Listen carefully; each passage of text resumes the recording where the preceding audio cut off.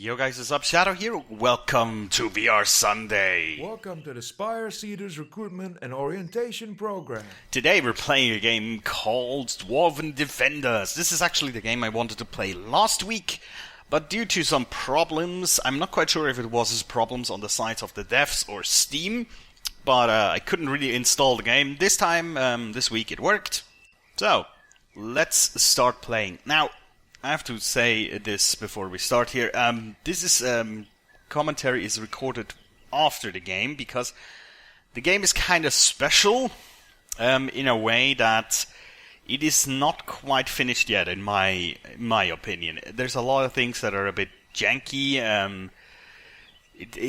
There is a tutorial, as you can see right now. I'm going through it, and that's good, but there's just a few things that need a bit more explanation. There's a lot of things that are not in the game yet.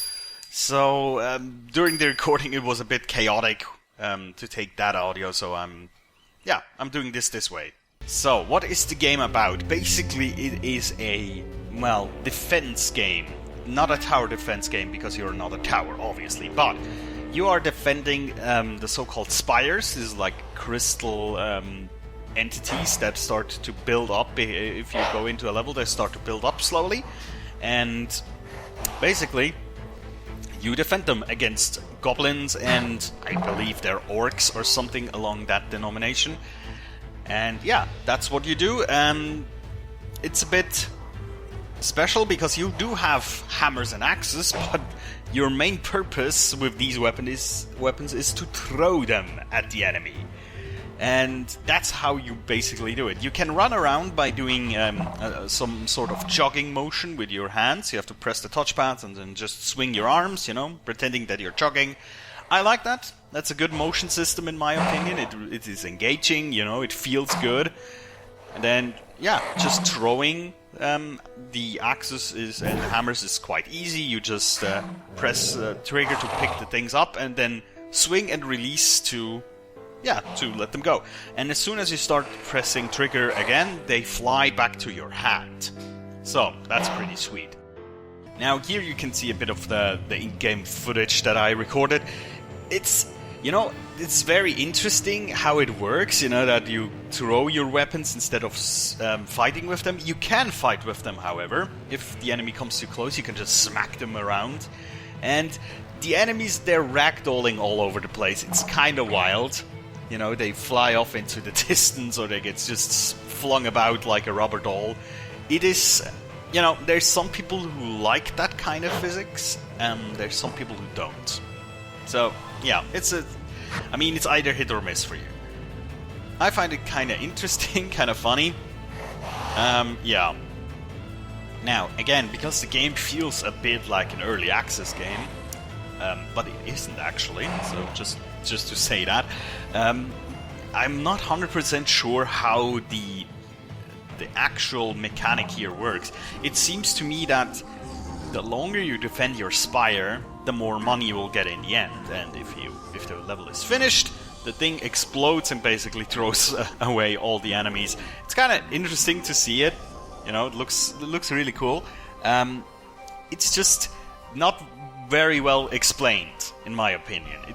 It could do with a few more hints, a few more tutorials, just a bit more information. Now, after a level, your Dwarven colleague over here will give you some kind of report card for the level. It's actually kind of cool to get your level statistics in that way. And there you can see we gathered some gold, and the white things, I think they're rune stones or something like that. Unfortunately, there doesn't seem to be any way to spend these right now in the momentary version of the game. There, you can see in this book here, there's some upgrades options. Some cost gold, some cost some of these rune stones. The problem is the rune stone one are all not in the game yet. So that's why I say it feels a bit early accessy to me. From the level selection wise, there seems to be a bunch of levels here. I'm not sure if they're all in yet or if some will turn out to be also not implemented yet. That's kind of hard to say at this point. And as you know, this is not a complete review. This is just like a first impression kind of thing with VR Sunday. Usually, you know what I mean, right?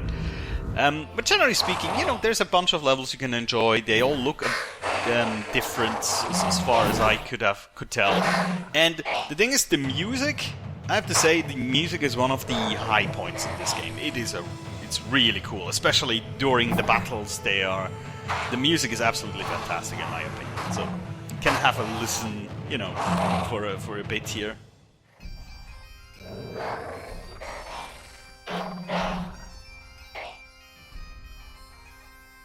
But yeah, all in all, it is a bit of a special game right now. It is on sale and it is quite cheap.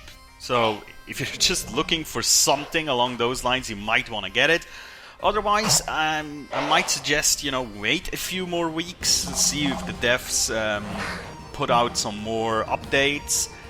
You know, maybe some more content updates. It's hard to tell if how much more there will be.